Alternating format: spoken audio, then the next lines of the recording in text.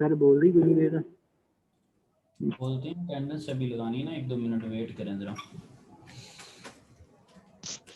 अस्सलाम वालेकुम सर। वालेकुम सलाम।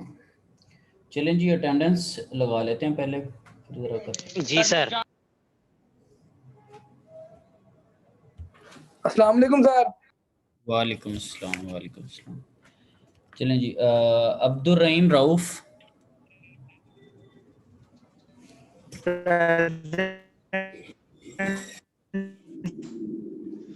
ठीक है जी। अब्दुल रहीम प्रेजेंट है, ठीक है। ठीक है जी, ठीक है। अब्दुल सुबहान।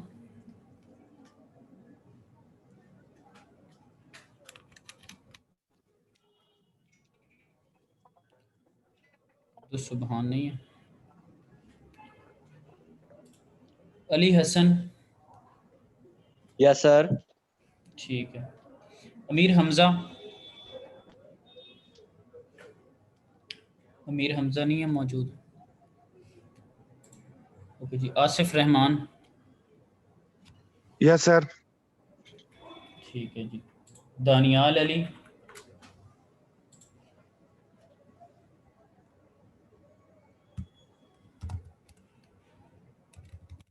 दानियाल भी नहीं है। ओके जी। एहतशाम। Present sir. ठीक है। ठीक है जी। फेरोज अहमद खान। Present sir. ठीक है जी।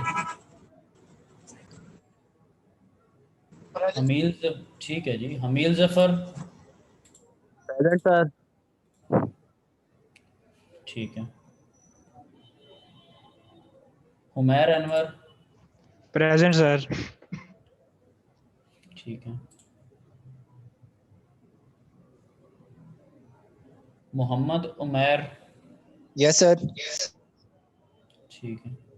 मोहम्मद आसिफ मजीद। Yes sir. ठीक है जी।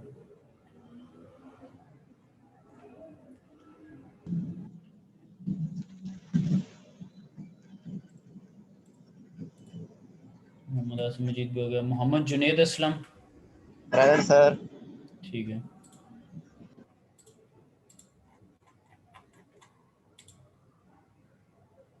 Mohammad Tayyab. Present sir. Mohammad Abu Bakar Azam. Yes sir. ठीक है। मोहम्मद आकब जहूर। Present sir. ठीक है।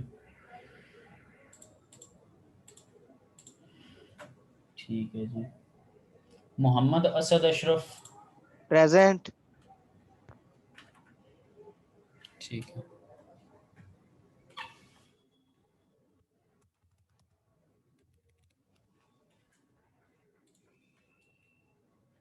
मोहम्मद बिलाल बाबर।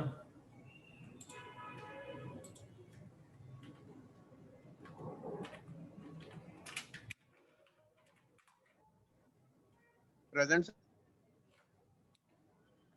सर। ये प्रेजेंट वाले कौन है? बिलाल बाबर। बिलाल ने तो ज्वाइन ही नहीं किया। जी सर, बिलाल इंटरनेट का बाबर। इशू है, इस वजह से मेरा कनेक्ट नहीं हो। तो आप अभी जी सर, किसके आईडी से? मेरा इंटरनेट का इशू आ रहा है। ठीक है। सर अब्दुल सुबहान 24। ठीक है, अभी लग रही है अटेंडेंस। तो आपने उस्मान के आईडी से किया हुआ लॉगिन अभी, यानी कि उसके आईडी से बात करें ना? जी सर, मैं उस्मान के पास हूँ इस टाइम। ठीक है जी।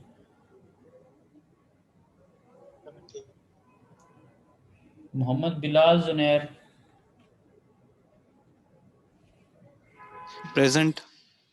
ठीक है।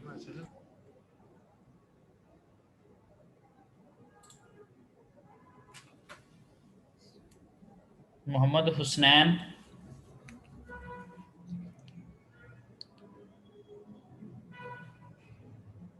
हुसनैन नहीं है। Moiz Saeed. Yes sir. Hasnain, Mohammad Hasnain. Present sir. ठीक है, तो बोले ना। ठीक है जी। हुसनैन प्रेजेंट है। मोइस सईद प्रेजेंट है। Present sir. ठीक है जी। मोहम्मद रिहान ताहिर।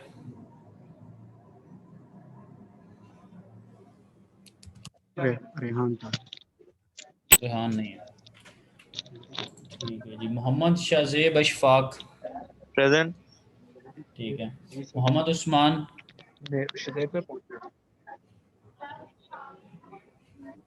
मोहम्मद उस्मान 26 प्रेजेंट है। ठीक है जी। मुकर्रब अहमद। Present, sir. ठीक है।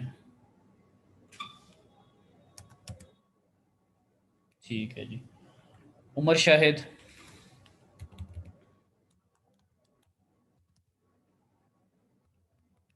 उमर शाहिद मौजूद तो है, बोल नहीं रहा लेकिन बस। रजा फैज। रजा फैज नहीं है। उसामा अफजल। Present, sir. ठीक है। वलीद मुख्तियार। Present sir. ठीक है। जैद इश्तियाक। Present sir. ठीक है जी। चलें जी। अब्दुल सुबहान की लगा दी थी अटेंडेंस, और तो नहीं कोई लेट आया? सर मोहम्मद रिहान ताहिर सर, मैं लॉगिन कर रहा हूँ। कौन लॉगिन कर रहा है? सर मोहम्मद रिहान ताहिर सर, वो लॉगिन कर रहा हूँ बस। अच्छा, सर मैंने भी सर अभी ज्वाइन किया उमर शाहिद। आपकी मैंने अटेंडेंस लगा दी थी। ज्वाइन आपने उस वक्त क्या किया हुआ, बोले आप हैं। नहीं सर, ठीक वो है। वेटिंग में आ रहा था। अच्छा, यस सर, वो चलें ना जी। वेटिंग में आ रहा था कि होश। यस ठीक है, अटेंडेंस मैंने लगा दी थी आपकी। सर मोहम्मद रिहान ताहिर की होगी। रेहान ताहिर की लगा दी attendance.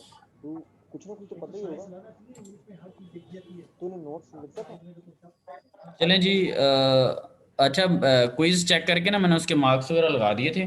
So I hope so कि यू पीपल हैव सीन, लेकिन ये है कि प्रेपरेशन थोड़ी बेहतर रखें। कल मैंने उस दिन फिजिकली क्लास ली है, कुछ थोड़ी सी इंट्रैक्शन हुई है, तो कंडीशंस कोई अच्छी नहीं है खैर, लेकिन ये है कि थोड़ी परफॉर्मेंस को ज़रा ना बेहतर करें, साथ साथ चीज़ों को पढ़ा करें। ठीक है, अदरवाइज़ अगर आप चीज़ें इकट्ठी करते जाएंगे तो फिर एंड पे इश्यूज़ होंगे। सो इट्स बेटर कि टाइमली साथ साथ स्टडी करें। मार्क्स एक सेपरेट चीज़ होती है, ठीक है, तो थोड़ा कॉन्सेप्ट भी अपने फर्निश करें।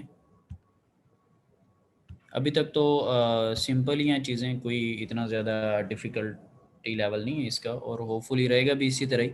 लेकिन ये है कि आपके एंड से कुछ एफर्ट्स जो है ना वो रिक्वायर्ड हैं। और अभी चैप्टर 2 हम कर रहे हैं स्टडी। उस दिन भी उसका कुछ पोर्शन हमने डिस्कस किया था, तो इसको फर्दर आगे आज भी चैप्टर 2 को ही हमने कंटिन्यू करना है। तो इसको साथ साथ प्रिपेयर करना शुरू कर दें फिर, ताकि जैसे ये ख़त्म हो कोई क्विज़ वगैरह इसकी बेस के ऊपर लेने का सोचते हैं ज़रा। तो आज ऐसा ही समझे कि जब कोई एक आध वीक और गुजरेगा तो उसके बाद हम फिर चैप्टर 2 का भी क्विज़ लेंगे। ठीक है, तो एक रफ सी अनाउंसमेंट ही है कि साथ साथ इसको प्रिपेयर करें, फिर प्रॉपर मैं कोई डेट एंड टाइम आप लोगों को बता दूंगा। लेकिन आज एक तरह की अनाउंसमेंट ही समझें कि आपने साथ साथ चैप्टर 2 जो हम स्टडी करें उसको पढ़ना है, और हमने उसमें से कोई ना कोई जो चीज़ें हैं उनको हमने डिस्कस करना है। ओके जी, जो chapter number let me share the slides. जो चैप्टर नंबर हमारे पास 2 है, वो आपको पता है कि डिफरेंट फॉर्म्स ऑफ एनर्जी के ऊपर है। लेट से वर्क है, हीट है, ठीक है, इन चीज़ों के ऊपर हम बेस कर रहे हैं। सो प्रीवियस स्लाइड्स के अंदर हमने न्यूक्लियर एनर्जी पे थोड़ा कमेंट किया था, उसके अलावा एनर्जी के जो डिफरेंट टाइप्स होती हैं उन पे थोड़ा बहुत हमने देखा था। सो अभी सो फॉर जो आज के लेक्चर में हमें कुछ चीज़ें देखने को मिलेंगी, वो मैकेनिकल वर्क भी हो सकता है, इलेक्ट्रिकल भी हो सकता है। ठीक है, और मैकेनिकल के अंदर फर्दर काफ़ी सारी टाइप्स हैं। शाफ्ट के थ्रू है, ठीक है, जैसे व्हील मूव कर रहे होते हैं, या किसी इंजन के साथ शाफ्ट अटैच है, या विंड टरबाइन की जैसे कल लैब के एग्जांपल्स में थी कि ब्लेड के साथ शाफ्ट अटैच थी, वैसा कुछ पॉसिबल हो सकता है। स्प्रिंग वर्क आपने एफएससी के अंदर पढ़ा हुआ है, जिसकी एफ इज इक्वल टू के एक्स फोर्स होती है। इसी तरह अगर इलास्टिक सॉलिड बार है कोई, ठीक है, सो उसके ऊपर क्या वर्क डन होगा, स्ट्रेच हो रही है, एक्सपैंड हो रही है। ठीक है, कोई लिक्विड फिल्म है वो स्ट्रेच हो रही, एक्सपैंड हो रही। सो इस सेंस में फिर दूसरा ये हो सकता है कि कोई बॉडी है, आप उसको एक्सेलरेट करें, चीज़ कोई मूव कर रही है, किनेटिक की फॉर्म में हो सकती है। आप किसी चीज़ को अपलिफ्ट कर रहे हैं, उसका लेवल रेज कर रहे हैं, वो पोटेंशियल एनर्जी के सेंस में हो सकता है। ठीक है, सो ये कुछ फॉर्म्स ऑफ वर्क जो हैं उनको हमने डिस्कस करना है इन डिटेल। तो ये एक थोड़ा ओवरव्यू था कि हमने आज क्या करना है। तो वन बाय वन ज़रा देखते हैं। So energy transfer by work. अच्छा, हमारे पास एक बहुत जो इम्पॉर्टेंट चीज़ है वो हमने चैप्टर 1 में जो देखी, open system and close system, ठीक है। तो इवेंचुअली हम इसको ऑन एंड ऑफ अपने लेक्चर्स के अंदर डिस्कस करते रहते हैं। क्लोज सिस्टम के अंदर हमें पता है कि मास इन आउट नहीं होता। सो फिर जो एनर्जी का इंटरेक्शन हो सकता है, अगर मास इन आउट नहीं हो रहा तो किस फॉर्म में एनर्जी इंटरेक्ट करेगी सिस्टम से सराउंडिंग में या सराउंडिंग से सिस्टम में। आपसे इनके क्वेश्चन, एक तो चीज़ें भी हमारे सामने वाज़ेह हैं। अगर मैस इन आउट नहीं हो रहा तो फिर ऐसी कौन सी चीज़ है जो कि सराउंडिंग से सिस्टम में जाएगी या सिस्टम से निकल के सराउंडिंग में आएगी। उनका आपस में ताल्लुक कैसे कायम होगा, इंटरेक्शन कैसे होगा, कोई है आइडिया क्लोज सिस्टम के अंदर।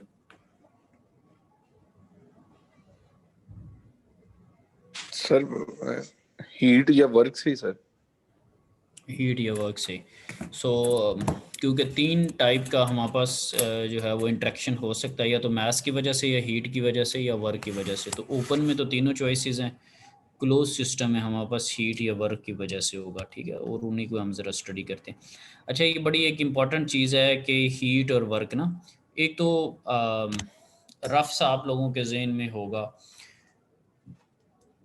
जो बिफोर दिस टॉपिक या चैप्टर जो हम देखते हैं, कुछ चीज़ जब हमें कोल्ड फील होती है as compare to the reference जो कि हमारा एनवायरनमेंट है, जो रूम टेम्परेचर है, या कोई चीज़ जब हमें हॉट फील होती है तब हमारे जहन में आता है कि ये ठंडी है या गर्म है।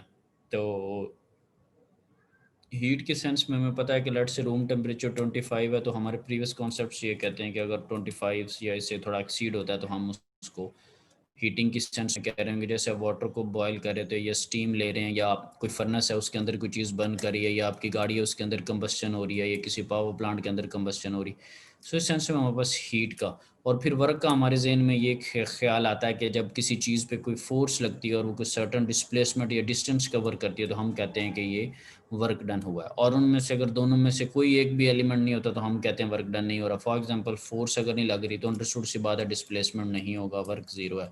फोर्स अगर लग रही है और डिस्प्लेसमेंट नहीं हो रहा सो स्टिल वर्क ज़ीरो है, राइट।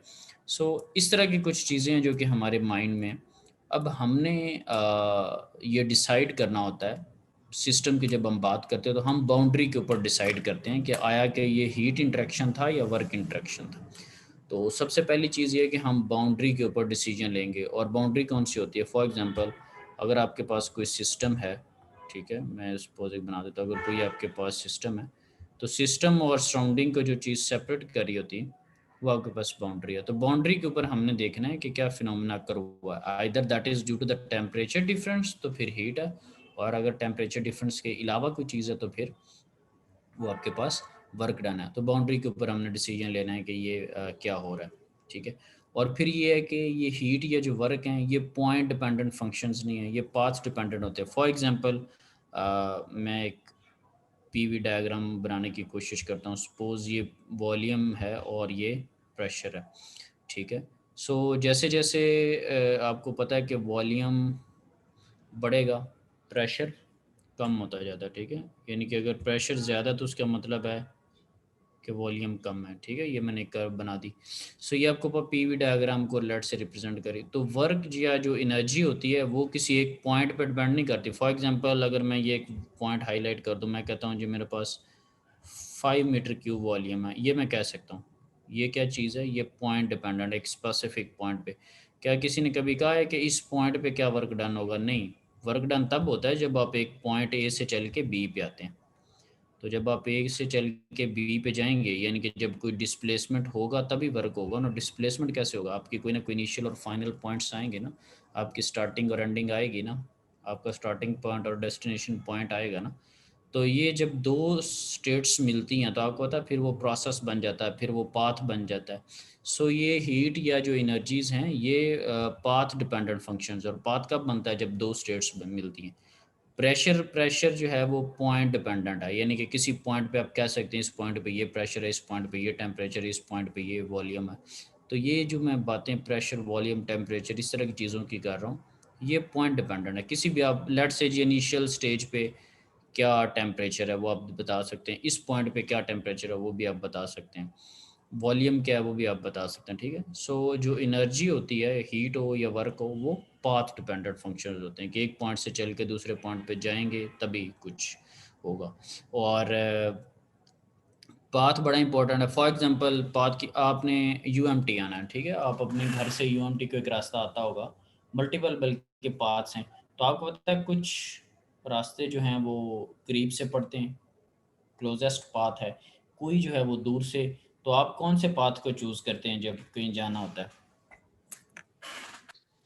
सर नज़दीक वाले। नज़दीक वाले। उसकी वजह क्या होती है?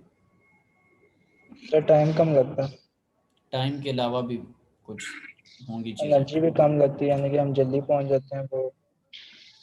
एनर्जी किस चीज़ की कम लगती है? यानी कि फ्यूल कंजम्पशन जो है वो कम है ना, यस सर। ठीक है। और फ्यूल कहाँ से आता है? पैसों से आता है ऑब्वियसली। तो एट द एंड जो आप इन्वेस्ट करें, जो इकोनॉमिक्स है, ठीक है, जो आप चीज़ इन्वेस्ट करें वो डिपेंड करती है। टाइम भी आपकी एक इन्वेस्टमेंट ही है, ठीक है। कुछ लोगों के पास टाइम नहीं है और उनसे टाइम लेना हो, पे करना पड़ता है, वो आते हैं, वो अपने काम में मसरूफ़ होते हैं। सो टाइम भी दैट इज़ एन एसेट, वो एक असासा है आपका। आपकी जो फ्यूल है वो भी, आप ऑब्वियस सी बात है, you are paying for that. So आप क्लोजेस्ट, यही काम इंजीनियरिंग में है कि जब आपने कोई भी पर्पस अचीव करना है, फॉर एग्जांपल आपने एक्सपेंशन करवानी है, स्ट्रेचिंग करवानी है, आपने फ्लूइड को एक पॉइंट से दूसरे पॉइंट पे मूव करवाना है, तो आप भी वही चीज़ देखेंगे जो कि इकोनॉमिकल हो। तो इसीलिए इसकी अहमियत भी उस पॉइंट ऑफ व्यू से भी है। तो पाथ हमने यहाँ पर भी वो वाला फॉलो करना है जो हमारे पास रीज़नेबल हो, इकोनॉमिकल हो, ठीक है। जैसे आप डिस्टेंस और डिस्प्लेसमेंट में देख रहे थे, तो डिस्प्लेसमेंट शॉर्टेस्ट वन होता है और डायरेक्शनल होता है हमारे पास, ठीक है। तो ये कुछ चीज़ें हमने अपने जहन में रखनी है। अब इसी चीज़ को ज़रा आगे एक्सटेंड करते हैं।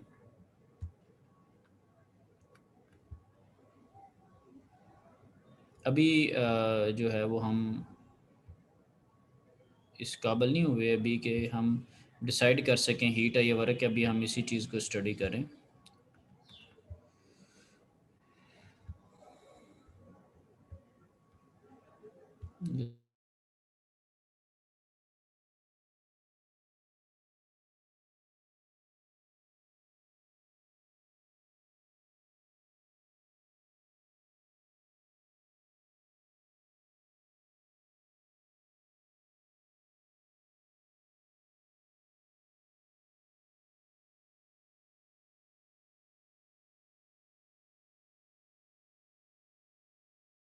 चेंज इन वॉल्यूम है वो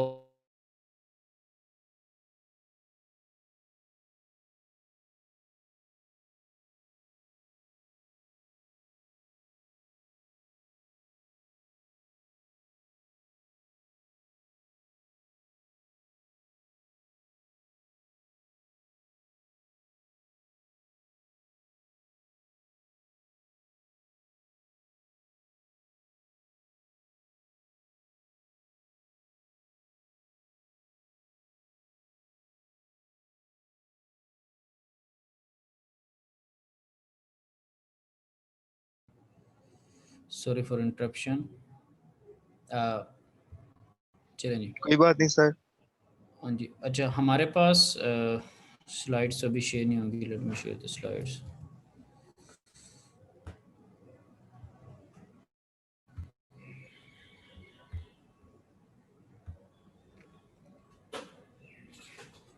ये जो चीज़ है वो हम डिस्कस कर रहे थे, उसी से ज़रा कंटिन्यू करते हैं।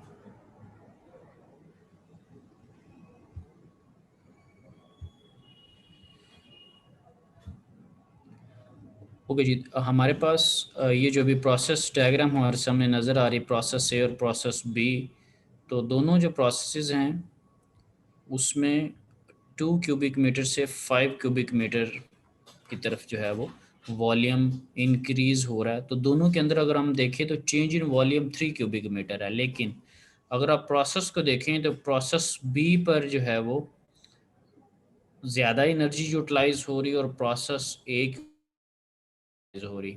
अभी हम ये कैलकुलेट नहीं कर रहे कि हाउ, वो देखेंगे अभी कि क्या करना है। अगर डब्ल्यू बी देखें, बी पाथ को अगर फॉलो करें तो 12 थी, और अगर पाथ ए को फॉलो करें तो आपके पास आंसर 8 आ रहा है। लेकिन दोनों में देखिए काम तो आपने एक ही किया, 3 क्यूबिक मीटर, ये जैसे यूएमटी का आपको एग्जांपल दे रहे थे यूनिवर्सिटी में आने।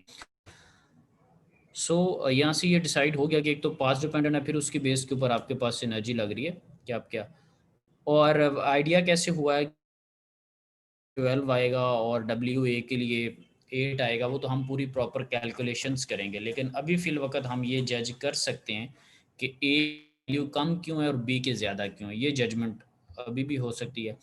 जो आपके पास एरिया अंडर द कर्व होगा वो वर्क डन को रिप्रेजेंट करा, तो अगर आप प्रोसेस एक नीचे एरिया अंडर द जो कर्व है वो आपके पास कम है, और प्रोसेस अगर बी को देखें तो उसके अंदर एरिया अंडर द कर्व जो है ना, बी का डेफिनेट सी बात है आंसर ज़्यादा आएगा। वो 12 आए, 12.5 आए, 13 आए, उससे भी हमारा गर्ज नहीं। और ए पॉइंट का जो कंपैरेटिवली कम आएगा, तो अभी ये लर्न किया कि खैर कम ज़्यादा क्यों है, दोनों ठीक है। वॉल्यूम जो है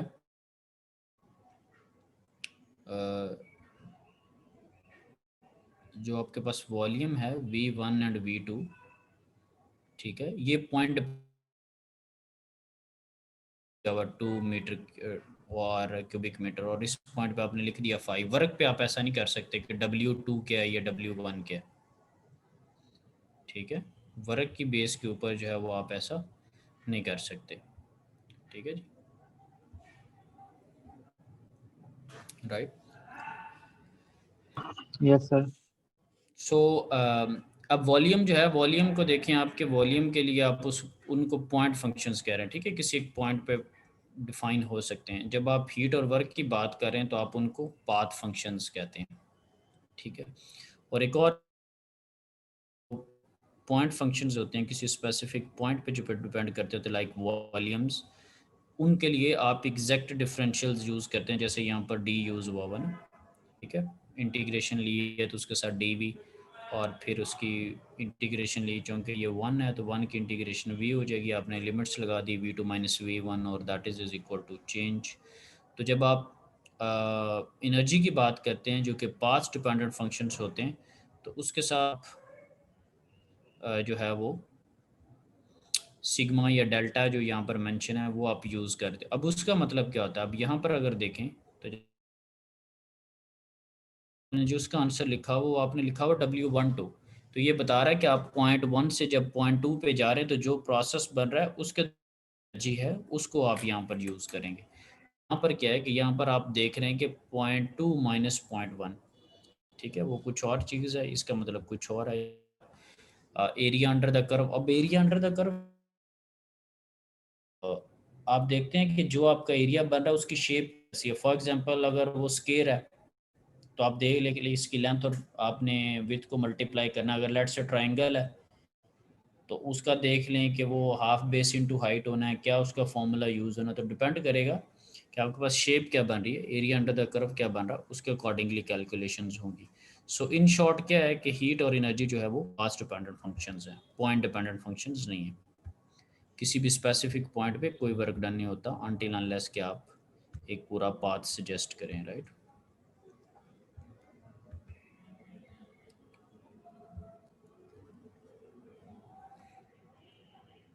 ओके जी, ये तो थोड़ी सी हमने डिस्क्रिप्शन प्रीवियसली पढ़ी। अब नेक्स्ट में हमारे पास स्प्रिंग है, ठीक है। तो आपको पता है जब स्प्रिंग जो है ये मैकेनिकल की फॉर्म में हमारे पास कुछ वर्क्स दिखाएगा। फॉर एग्जांपल स्प्रिंग है, तो आपको पता है जब आप स्प्रिंग को कंप्रेस करते हैं, ठीक है, तो उसके अंदर आप एनर्जी ट्रांसफ़र कर रहे होते हैं। आप हाथ से अगर स्प्रिंग को दबाया हुआ है तो जैसे ही आप उसको रिलीज़ करेंगे ना, आपको वो एक जर्क फील होगा जैसे उसने अपने अंदर एनर्जी कैरी की हुई है, और आप एनर्जी लगा रहे हैं तभी दबाओ, अगर जैसे आप उसको रिलीज़ करेंगे वो वापस अपनी ओरिजिनल कंडीशन पे जाए।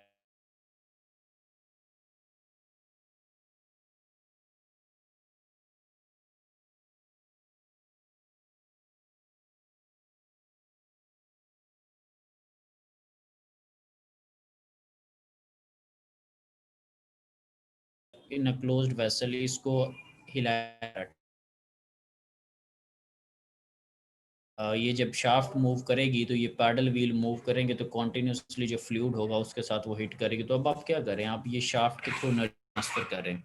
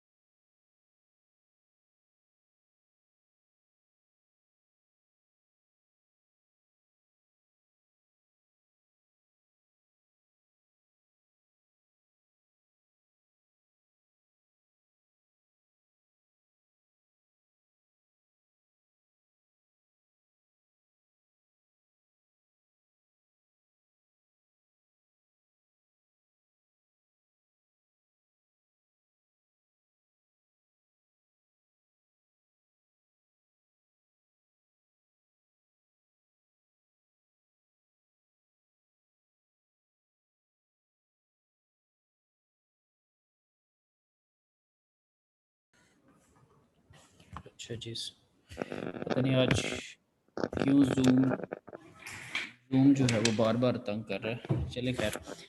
सो जब बैटरी की हम बात कर रहे थे, बैटरी पे शायद वहाँ पे डिस्कनेक्शन हो गई थी।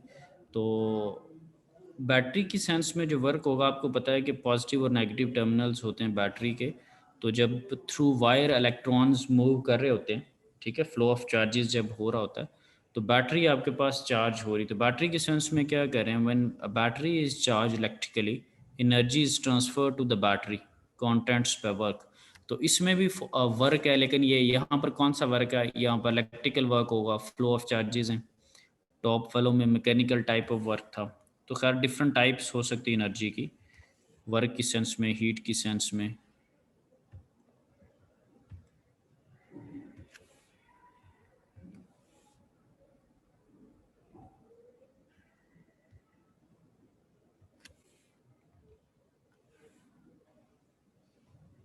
ओके जी, पहली जो दो थी डेफिनेट सी बात हम डिस्कस कर चुके हैं कि पहली दो मैकेनिकल से related, mechanical form of work से रिलेटेड थी। थर्ड जो था वो इलेक्ट्रिकल से रिलेटेड था, ठीक है।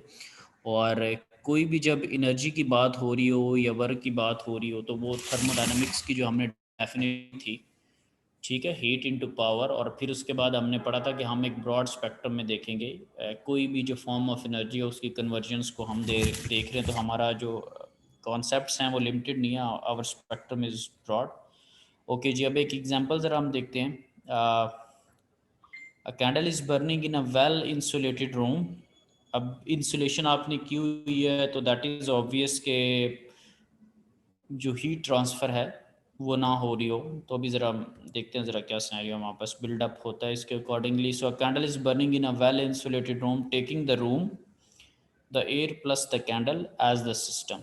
तो आप कर क्या रहे हैं कि जो आपके पास रूम है और रूम के अंदर जो एयर है, फॉर एग्जांपल एक कमरा है अलर्ट से 15 बाय 15 का, तो जो पूरी स्पेस है कमरे की, यानी कि उसके अंदर अगर एयर जो आपके पास, जिसको आप खाली हम कंसिडर कर रहे थे, the air plus the candle, यानी कि रूम के इनसाइड सारी चीज़ें और candle that is part of the system. ये पहले आपने चूज़ कर लिया कि वो सिस्टम है। Determine if there is any heat transfer during this burning process. आपने ये बताना है कि क्या इस बर्निंग प्रोसेस के दौरान कोई हीट ट्रांसफ़र हुई है।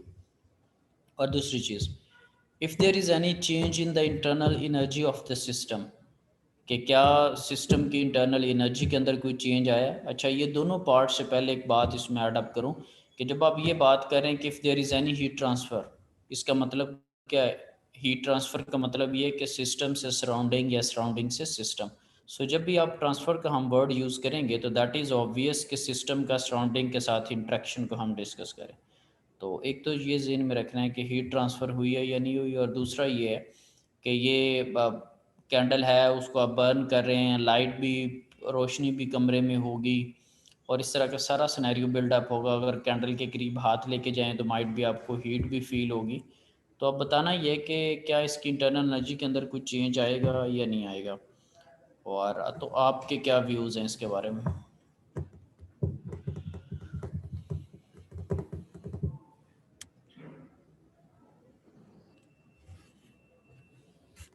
सर मेरे ख्याल से हीट नहीं ट्रांसफर होगी क्योंकि इंसुलेशन की गई है।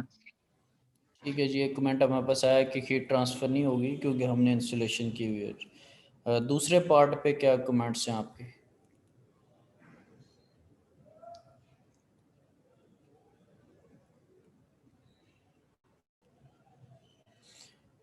क्या उसके अंदर अपनी इंटरनल एनर्जी के अंदर कुछ चेंज आएगा? ये इनके जो सिस्टम की इंटरनल एनर्जी है, क्या उसके अंदर कुछ चेंज आएगा? आएगा सर जी, क्योंकि दायरा हम अगर बर्न कर रहे हैं तो कुछ ना कुछ तो फर्क आएगा ही। ये ठीक है जी, वो कह रहे हैं बर्न कर रहे हैं तो कुछ ना कुछ फ़र्क आएगा। सिस्टम के अंदर जो इंटरनल एनर्जी है, एक कमेंट ये मिला कि उस पर फ़र्क आएगा। और कोई कमेंट कोई करना चाहे इस पर?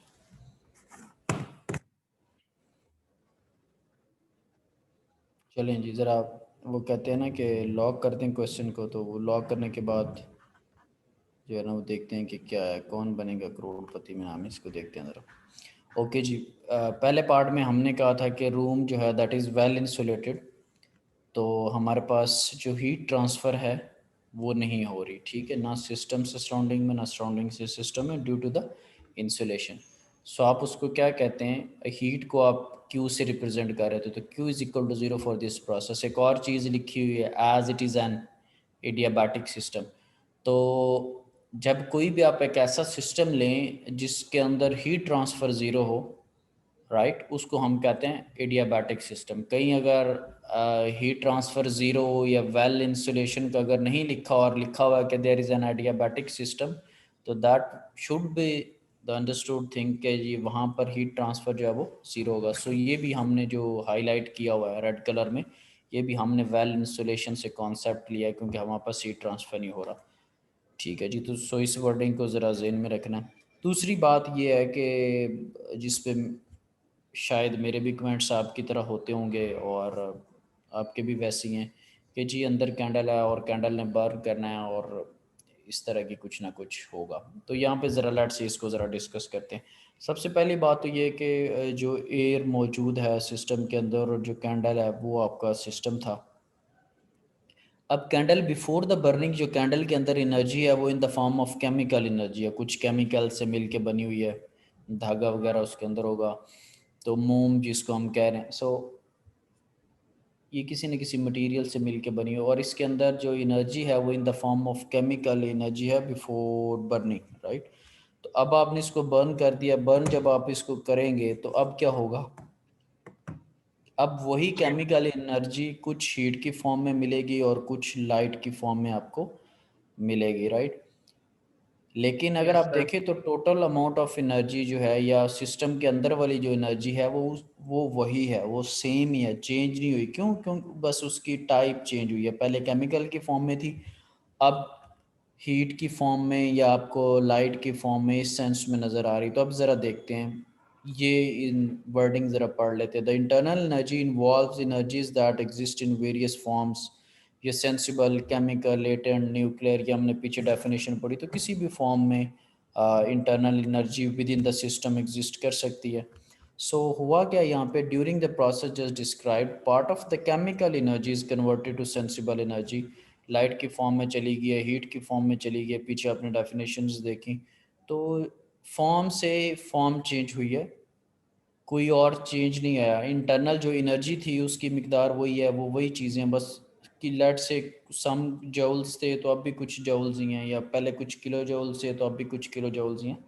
तो फॉर्म ज़रूर चेंज हुई है लेकिन टोटल अमाउंट ऑफ जो इंटरनल एनर्जी है उस पर कोई फ़र्क नहीं पड़ा। Since there is no increase और decrease in the total internal energy of the system, so delta U आप कहते हैं बेसिकली इंटरनल एनर्जी को, और डेल्टा का मतलब है कि उसके अंदर कोई चेंज आया या नहीं आया। So delta U is equal to zero का मतलब है there is no change in the internal energy. और रीज़न हमने पढ़ ली और रीज़न हमने डिस्कस कर ली।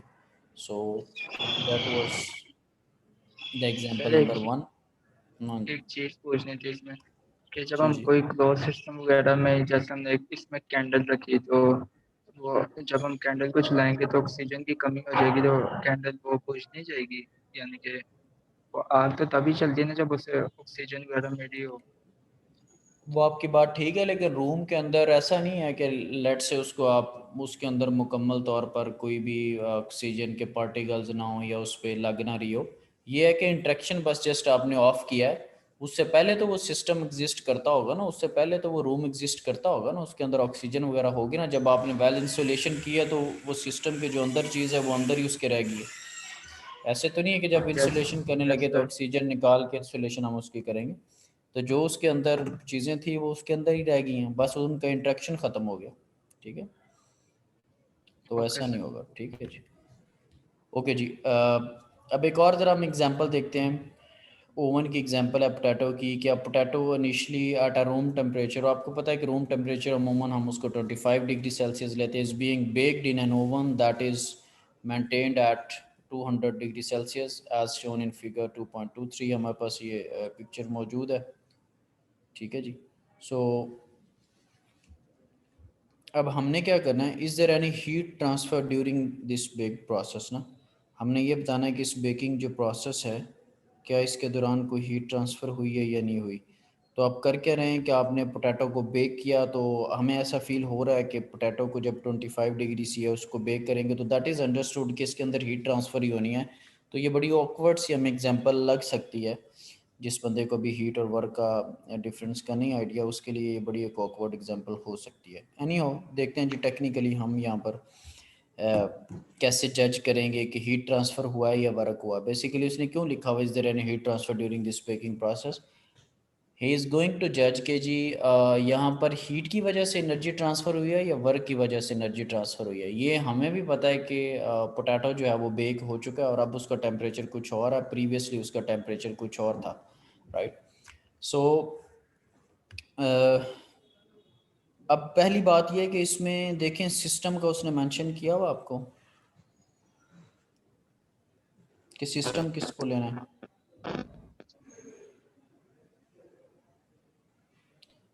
यहाँ पर सिस्टम का उसने नहीं बताया हुआ, ठीक है, कि किसको सिस्टम हमने कंसिडर करना। तो पहली तो बात ये है कि ये जो एग्जांपल का डेटा है सो फॉर, उसमें एक ये डेटा जो है वो it feels like an incomplete या थोड़ी पुअर स्टेटमेंट है। यहाँ पर सिस्टम को मेंशन करना चाहिए था, लेकिन चलिए हम खुद से अज्यूम कर लेते हैं कि हमारे पास सिस्टम क्या है। तो लेट से हम अज्यूम करते हैं कि हमारे पास जो ओवन की वॉल्स हैं उनको हम सिस्टम की जो बाउंड्री है वो कंसिडर कर लेते हैं, राइट।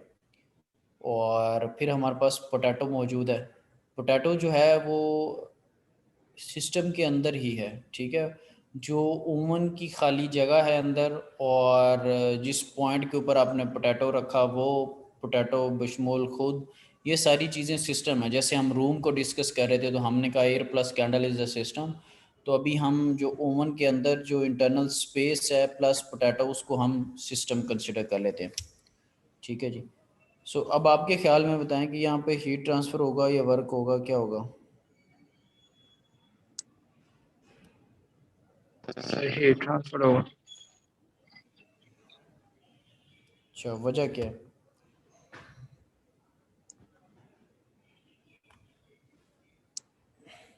चलें जी, ज़रा कर लेते कमेंट्स ले लेते। सो सबसे पहली तो बात ये है कि जो हमने डिस्कस किया था, this is not a well defined problem since the system is not specified, right. System specify नहीं किया हुआ। सो अब अजम्पशंस कर लेते हैं। Let's assume that we are observing the potato which will be our system. अब for example जो उसने काम किया उसके अकॉर्डिंगली हम भी चलते हैं कि पोटैटो जो है वो आपके पास जो है वो आपका सिस्टम है, ठीक है। फिर उसने उसके अकॉर्डिंगली आंसर किया, हम उसको डिस्कस कर लेते हैं ज़रा। अगली एग्जांपल में सिनेरियो चेंज हो जाएगा, सारे कॉन्सेप्ट ज़रा ठीक हो जाएंगे। सो एनी हाउ जी, पोटैटो हमारे पास सिस्टम है। तो अगर पोटैटो को वो सिस्टम कंसिडर कर रहा है इस केस में, तो इसका मतलब यह है कि जो पोटैटो का जो छिलका है वो आपके पास बाउंड्री बन जाएगी। मैं इस एग्जांपल वाले की पर्टिकुलरली बात कर रहा हूँ। जो पोटैटो का छिलका है वो आपके पास बाउंड्री बन जाएगी। जो छिलके के अंदर पोटैटो है सारा वो आपके पास सिस्टम बन जाएगा, और छिलके के बाहर वाली जो चीज़ है वो आपके पास सराउंडिंग बन जाएगी, राइट। सो ये इसकी एक लाइन से मुझे फील हो रहा है कि let's assume that we are observing the potato which will be our system, ठीक है जी। सो अब देखते हैं, then the outer surface of the skin of the potato can be viewed as the system boundary. ठीक है, जो outer skin जो है उसको आपने बाउंड्री कर लिया। Part of the energy in the oven will pass through the skin. Okay जी, अब होगा क्या कि जब आपके पास बीच में ओवन के अंदर हीटिंग एलिमेंट भी होता है, जब आप उसको टर्न ऑन करेंगे इलेक्ट्रिकल से हीट एनर्जी में जब कन्वर्जन होगी इलेक्ट्रिकल वर्ड से हीट में, सो आपके पास पोटैटो ने बेक होना है। अब हमने बाउंड्री को, अब आपको पता है मैंने आपको एक बात की थी कि हीट और वर्क जो पाथ डिपेंडेंट फंक्शंस हैं, प्रोसेस पे डिपेंड करते हैं, पाथ पे डिपेंड करते हैं, डिसीजंस इनका बाउंड्री के ऊपर होगा। बाउंड्री के ऊपर देखना है कि आया ये टेम्परेचर के फ़र्क की वजह से हुआ है या किसी और वजह से हुआ। सो जब आपने पोटैटो का जो छिलका है उसके ऊपर जब इसको एनालाइज किया तो पीछे एक हीटिंग एलिमेंट लगा हुआ था, उसने टेम्परेचर इंक्रीज़ किया, हीट प्रोड्यूस की। अब ये हीट लेट से 200 है, 250 है, यहाँ पर 200 के करीब मेंशन है। सो ये टेम्परेचर इंक्रीज़ हो चुका है। अब ये टेम्परेचर इंक्रीज़ जो हुआ है ये उसके छिलके को क्रॉस करता हुआ पोटैटो जो आपका सिस्टम है उसके अंदर दाखिल होगा और उसको बेक करेगा। तो बाउंड्री के ऊपर छिलके से पहले जो टेम्परेचर था वो 200 था, इसने बाउंड्री को क्रॉस किया और 25 वाला जो टेम्परेचर है उसको इंक्रीज़ कर रहा है। यानी कि हाई टेम्परेचर से लो टेम्परेचर की तरफ जो हीट है वो ट्रांसफ़र हो रही है, हाई टेम्परेचर से लो टेम्परेचर की तरफ से। जो पोटैटो बेक हुआ है वो due to the temperature difference है। सो यहाँ पर जो सिनेरियो है that is a heat transfer process. हमने एक डेफिनेशन पढ़ी थी कि अगर तो एनर्जी इंट्रैक्शन होगा due to the temperature difference then it will be a heat, और अगर टेम्परेचर डिफरेंस की वजह से एनर्जी इंट्रैक्शन नहीं होता, किसी और वजह से होता है, माइट बी इलेक्ट्रॉन्स मूव करते हुए, फ्लो ऑफ चार्जेस जो है वो मूव करते हुए बाउंड्री को क्रॉस कर रहे हों, तो तब वहाँ पर हीट नहीं होगी, तब वहाँ पर इलेक्ट्रिकल एनर्जी होगी, तब वहाँ पर इलेक्ट्रिकल वर्क होगा, तब वहाँ पर वर्क होगा। तो इस सिनेरियो के अकॉर्डिंगली हमारे पास जो चीज़ है वो हीट ट्रांसफ़र है। बाउंड्री को क्रॉस जो चीज़ ने किया इंट्रैक्शन है that is due to the temperature difference. 200 या 250 से 25 पे है। तो is there any question regarding this problem? कोई इसमें इशू वगैरह? ठीक है जी, अब यही एग्जांपल है, इसको हमने थोड़ा चेंज कर देना। हमने पहले पोटैटो को सिस्टम लिया हुआ था, अब हमने उसको चेंज कर देना। तो लेट्स सी कि हमारे पास क्या सिनेरियो बिल्डअप होता है। सो यहाँ पर हमारे पास जो एग्जांपल है, well insulated electric oven is being heated through its heating element. ठीक है जी, if the entire oven including a heating element is taken to be the system. अब यहाँ पे ज़रा पॉज करना पड़ेगा कि जो ओवन है वो सारे का सारा, और जो हीटिंग एलिमेंट बजाते खुद है वो भी सिस्टम का हिस्सा है। हीटिंग एलिमेंट लेट से कोई रॉड वगैरह, हीटिंग एलिमेंट और ओवन का अंदर वाला जो हिस्सा है, entire part of the oven, ये अब आपका सिस्टम है। अब वो पोटैटो वाली सिनेरियो नहीं है आपके पास। ठीक है जी, determine whether this is a heat और वर्क इंट्रैक्शन। तो अब यहाँ पर आपने बताना है कि ये आया कि हीटिंग का फैक्टर है या वर्क का फैक्टर होगा जब आप ओवन को ऑन करेंगे और वो आपकी नज़र में हीट प्रोड्यूस करेगा और कुछ बेकिंग होगी और सारा वो वही सिनेरियो होगा। बस सिस्टम की सिलेक्शन आपने टाइप चेंज कर दिया, सिस्टम कुछ और आपने इस दफ़ा सेलेक्ट किया। सो यहाँ पर क्या होगा जी? चले कमेंट लेते हैं हम लोग के।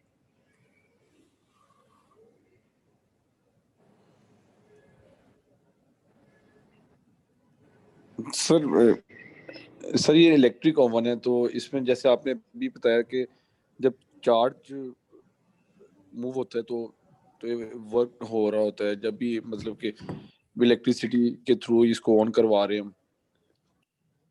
तो प्रीवियस एग्जांपल वाला भी इलेक्ट्रिकल ओवन ही था, यानी कि हमने खूबसूरती ऐड कर दें, पिछले एग्जांपल वाला भी इलेक्ट्रिकल ओवन ही था।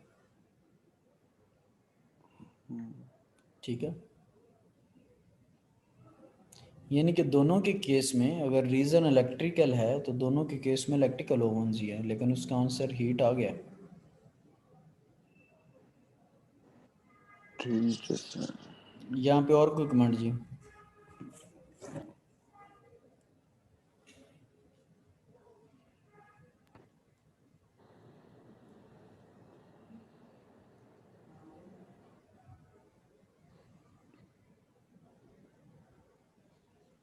गलत भी हो सकती है चीज़, उसमें कोई इशू नहीं है, लेकिन सर ये लेकिन उसमें सर सिस्टम सर उन्होंने पोटैटो रखा हुआ था ना। ठीक है। तो यहाँ पर क्या है? सर ये तो सिस्टम तो सर मैंने लगाया हुआ है, सिस्टम की बाउंड्री ओवन है सर ये सिस्टम। अच्छा ठीक है जी उमर, और कोई जी कोई कमेंट वगैरह? सर मेरे ख्याल से क्रिएटिव होगी ट्रांसफर। सर हीट ही होगी मेरे ख्याल से। हीट होगी। चलें जी, Yes, ज़रा पर्दा हटा दें फिर इस एग्जांपल से। Yes sir. चलें जी, पहले तो इसको पढ़ने की कोशिश करें, फिर मैं एक्सप्लेन करूंगा कि होता क्या था, कि पहले कुछ भला कॉन्सेप्ट्स बनते हैं। सबसे पहली बात यह है कि ओवन का जो हीटिंग एलिमेंट है वो और इंटायर ओवन का जो पार्ट है वो सिस्टम का हिस्सा है।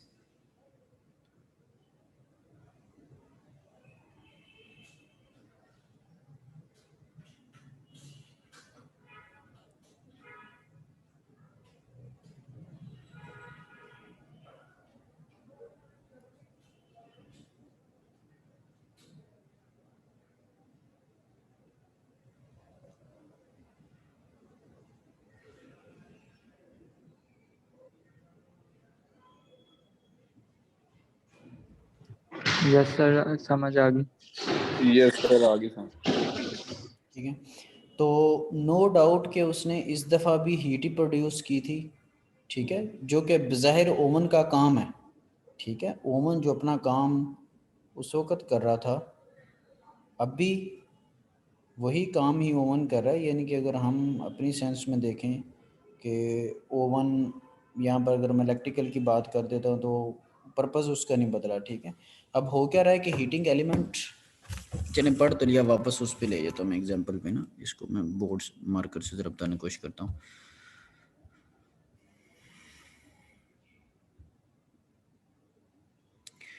अब आपके पास क्या है कि ये देखें उसने डॉटेड डॉटेड लाइन लगाई हुई है, तो रॉड जो है वो आपको हीट तो फ्राहम कर रहा है, हीट तो दे रहा है, लेकिन ये सिस्टम के अंदर से ही निकल के सिस्टम के अंदर ही आ रही, क्योंकि रॉड खुद सिस्टम का ही पार्ट है। हमने डिसीजन लेना बाउंड्री के ऊपर, ये जो ब्लैक कलर की आपको बाउंड्री नज़र आ रही, हमने इसके ऊपर डिसीजन लेना है। ठीक है, तो होगा क्या कि ये रॉड के पीछे डेफिनेट सी बात है इलेक्ट्रिक वायर होगी। ठीक है, ये होगी, इसको इलेक्ट्रिक यस वायर सर। लगी होगी और इसको बिजली का कनेक्शन मिला होगा, तो उस वायर के अंदर क्या चीज़ मूव कर रही होती है? इलेक्ट्रॉन्स। Yes electron. ठीक है जी, फ्लो ऑफ चार्जेस होगा, कोई इलेक्ट्रॉन्स वगैरह होंगे, कुछ चार्ज मूव कर रहे होंगे।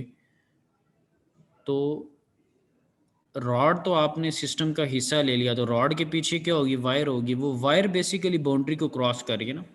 बाउंड्री के ऊपर अगर आप डिसीजन लें तो बाउंड्री को क्रॉस करते हुए फ्लो ऑफ चार्जेस एंटर हो रहे हैं। ठीक है, और फिर वो आगे एनर्जी मिल रही है रॉड को, और रॉड उससे हीटिंग एलिमेंट के तौर पे हीट सप्लाई कर रहा है। ठीक है जी, यस सर।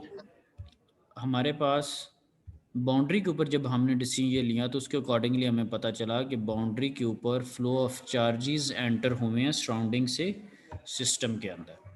ठीक है, तो यहाँ पर एक बात अब आपको ज़हन नशीन कर लेनी चाहिए कि यानी कि हीट और वर्क का डिसीजन कहाँ पे होगा? बाउंड्री के ऊपर होगा। अगर तो वो टेम्परेचर के डिफरेंस की वजह से तो हीट होगी। अब बाउंड्री के ऊपर चार्जेस फ्लो कर रहे हैं और वो टेम्परेचर का डिफरेंस नहीं है, फ्लो ऑफ चार्जेस हैं, तो ये वर्क होगा। Yes sir. ठीक है, अभी अगर सिस्टम की सिलेक्शन अगर आप चेंज कर दें, सिस्टम को और सिलेक्ट कर लें, यहाँ पे भी मामला और बदल सकते हैं। यानी कि सारा मामला रॉड का है कि हीटिंग एलिमेंट जो रॉड है उसको हमने सिस्टम का पार्ट बना लिया। ठीक है जी, आगे कंटिन्यू ज़रा करते हैं।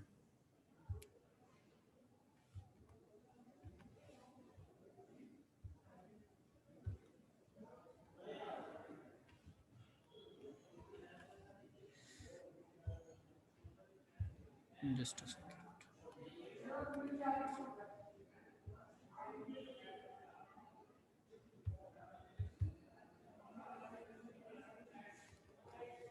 ठीक है जी, सो यही उसने आपके पास सारा कुछ बताया हुआ।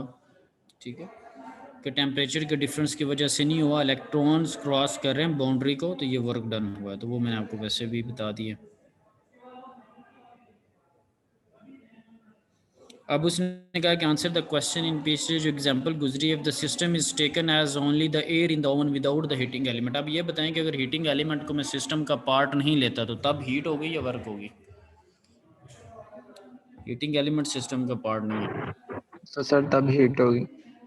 हीट होगी, क्योंकि अगर हीटिंग एलिमेंट सिस्टम का पार्ट नहीं है तो हीटिंग एलिमेंट से Yes, हीट sir. निकलेगी, हीटिंग एलिमेंट से ये और वो डॉटेड बाउंड्री को क्रॉस हाँ करेगी। ये बाउंड्री को क्रॉस उसने करके सिस्टम में दाखिल होगी। ठीक है, तो इस हीटिंग एलिमेंट का टेम्परेचर लेट से 200 है और अंदर टेम्परेचर क्या है 25 है। ठीक है, तो ये जो इंट्रैक्शन हुआ है that is due to the temperature difference, high temperature से लो टेम्परेचर की तरफ हीट ट्रांसफ़र हुई है। तो इस सेंस में आपके पास जो है वो हीट इंट्रैक्शन। Yes, sir. ठीक है, तो सारा डिपेंड किस पे कर रहा है? सिस्टम पे। ठीक है, ये उस वक्त जब पढ़ा रहे थे तो एक चीज़ बताई थी कि बहुत इम्पोर्टेंट हमारे पास टॉपिक है सिस्टम की सिलेक्शन। ठीक है, कि क्या सिस्टम हमारा क्या। शानी हो जी, इसी को आगे कंटिन्यू करते हैं।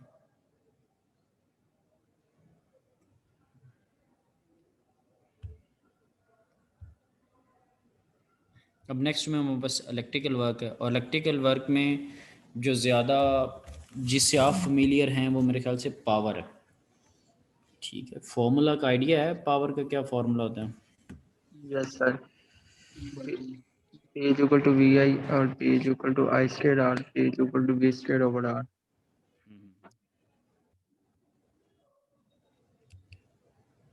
अब पावर का फॉर्मूला W के ऊपर डॉट ले लिया, वो वी आई भी हो सकता है, वी स्केयर बाय आर भी हो सकता है, आई स्केयर आर भी हो सकता है, यूनिट उसके वाट में। यही जब आप बात करते हैं पावर से वर्क की, तो वर्क की या एनर्जी की, तो एनर्जी क्या होता है? एनर्जी जो होती है वो पावर इनटू टाइम होता है, और पावर क्या होती है? वर्क डिवाइडेड बाय टाइम होता है। सो वर्क की सेंस में आपके पास वोल्टेज वो फोर्स है जो कि चार्जेस को मूव करवा रही, जो चार्जेस फ्लो कर रहे हैं उनके बैकएंड पे जो फोर्स है जो कि वोल्टेज है, जैसे नॉर्मल में आपके पास फोर्स इनटू डिस्प्लेसमेंट होता है। तो ये आपके पास वर्क पावर के फार्मूलाज है, V I square R, V square R. खैर इन सबसे आप फेमिलियर हैं एनी हो। वर्क की सेंस में जब होगा that will be in the form of joule, quantity ज़्यादा किलो जूल्स वगैरह हो जाएंगे। जब पावर की सेंस में होगा तो that will be in the form of what, आपके पास किलो वाट में या वाट में आपके पास आंसर आ जाएगा। ठीक है, वोल्टेज अप्लाई करेंगे और उसके अंदर करंट जो है वो फ्लो करेगा। सो ये इलेक्ट्रिकल फॉर्म ऑफ एनर्जी। अब ज़रा मैकेनिकल फॉर्म्स ऑफ एनर्जीज को देख लेते हैं। मैकेनिकल में हमारे पास मैकेनिकल में अब वर्क आपको आइडिया है कि फोर्स लगाएंगे और कोई ना कोई डिस्प्लेसमेंट होगा तो वर्क होगा, अदरवाइज हमारे पास वर्क जो है वो नहीं होगा। जो कोई चीज़ डिस्प्लेसमेंट कवर करेगी वो चेंज इन डिस्प्लेसमेंट हो जाएगा और उसके अकॉर्डिंगली हम कैलकुलेशंस कर लेंगे। अब अगर यहाँ पे देखें, यहाँ पे इंटीग्रेशन लेट से लगी हुई है 1 से 2, तो अगर आपने ये इंटीग्रेशन की खास ब्यूटी है किसी भी स्पेसिफिक पॉइंट्स के ऊपर अगर एनालिसिस करना हो तो आप उतनी लिमिट्स अप्लाई कर देते हैं। ठीक है जी, कोई भी एक पैच सेलेक्ट आप कर लेते हैं और देख लेते हैं कि उसके अंदर एक इनिशियल पॉइंट से फाइनल पॉइंट्स पे क्या उसने डिस्टेंस कवर किया है।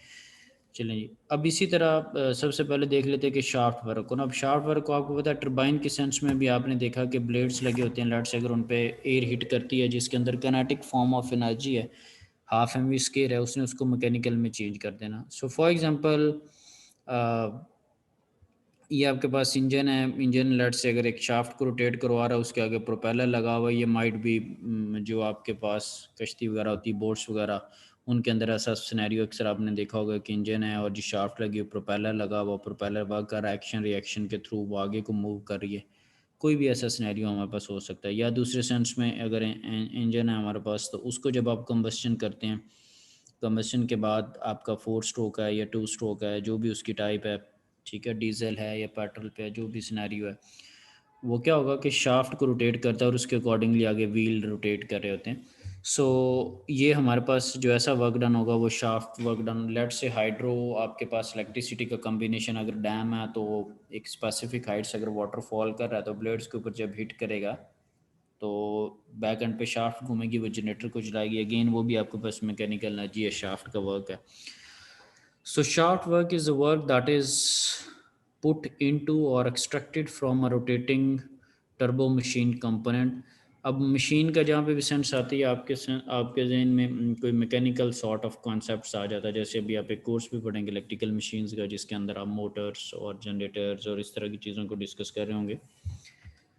एनी हो, अब यहाँ पर जब शाफ्ट रोटेट करेगी तो क्या वो डिस्प्लेसमेंट कवर करती है या सर्कुलर उसकी मोशन होती है? Circular motion. ठीक है। सो जब सर्कुलर की फॉर्म में आता है तब हम टॉर्क को कंसिडर करते हैं ना, turning effect of a force को। ठीक है, टॉर्क तब हम वहाँ पर यूज़ कर रहे होते हैं। सो टॉर्क अब क्या होता है? Force into moment arm.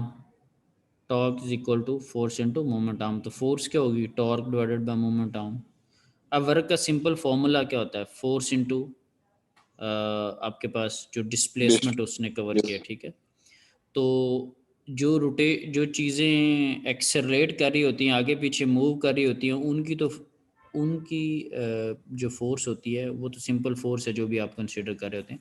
लेकिन जब कोई चीज़ रोटेशन की सेंस में आती है तो फिर हमारे पास टॉर्क का कॉन्सेप्ट आ जाता है, turning effect of a force. तो फोर्स की जगह हमने वैल्यू प्लग इन कर दी है T/R, torque divided by moment arm. अब रहेगी बात डिस्प्लेसमेंट की, तो यहाँ पर डिस्प्लेसमेंट सीधा सीधा होगा या सर्कुलर वे में? सर्कुलर वे में एक सर्कल बनेगा। जब एक शाफ्ट रोटेट करेगी तो सर्कल बनेगा। तो सर्कल जब सर्कल में आप किसी चीज़ को काउंट करते हैं तो उसमें फिर क्या लिखते हैं आप? 2πr लिखते हैं, इस तरह की कोई चीज़ लिखते हैं या कुछ और चीज़ लिखते हैं?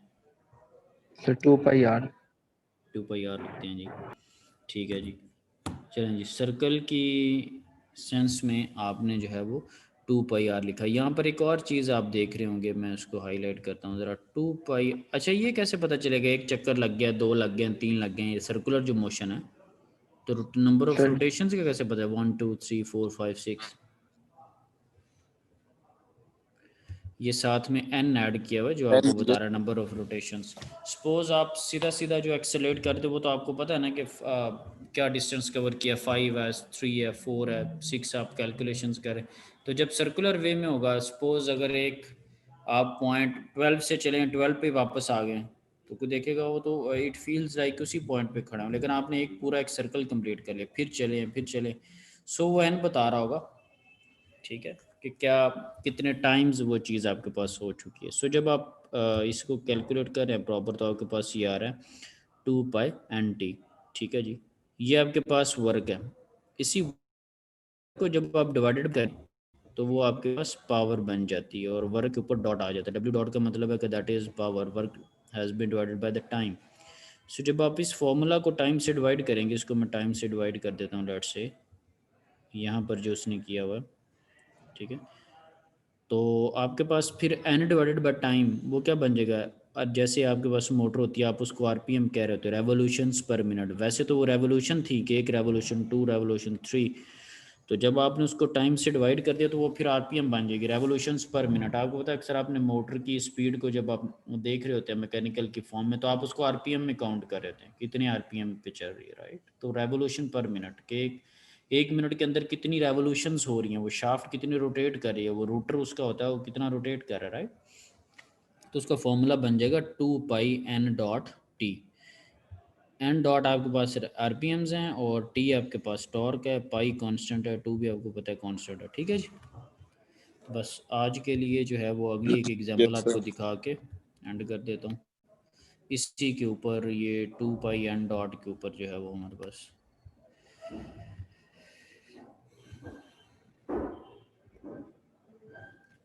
ठीक है जी, हमें वही शार्ट वर्क की प्रैक्टिकल एग्जांपल बता दी कि कैसे ये बोट है, कैसे इंजन है। उधर तो वैसे लगी हुई थी, ठीक है, प्रोपेलर मूव करेगा, ये आगे को मूव करेगी। यहाँ पे हमें वही जो फार्मूला था उसको और डिटेल में बता दिया गया कि ये n डॉट है, RPMs रेवोल्यूशन पर मिनट, ये आपके पास R है जिसको आप मोमेंट आर्म कह रहे थे, ये फोर्स लग रही है, ये टॉर्क है, ये फार्मूला जो कि अभी हमने डिस्कस किया। तो यहाँ पे पिक्टोरियल फॉर्म में हमारे पास डेटा आ गया।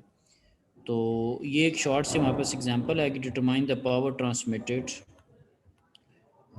Through the shaft of the car when the torque applied torque. ठीक है, मेरा भी टाइम हो गया। टॉर्क की जो वैल्यू है, बस इस पे 1 मिनट का कमेंट करना, ठीक है। अभी 12:10 हुए हैं, तो इखलाकन 12:15 पे वैसे एंड होता है, ठीक है। ओके जी, सो टॉर्क जो है वो 200 न्यूटन मीटर आपके पास है और shaft rotate at rate of 4000 revolutions पर मिनट। तो आरपीएम भी दिया हुआ, टॉर्क भी दिया हुआ, आप इजीली शाफ्ट वर्क का फॉर्मूला लगा के कैलकुलेशंस कर यस सर। ठीक है जी। अब टाइम वाले चले जाएं, सारे चले जाएं, ठीक है जी। अल्लाह हाफिज़। ठीक है सर। अल्लाह हाफिज़ सर। अल्लाह हाफिज सर। जी अल्लाह हाफिज़। अल्लाह हाफिज। अल्लाह हाफिज़।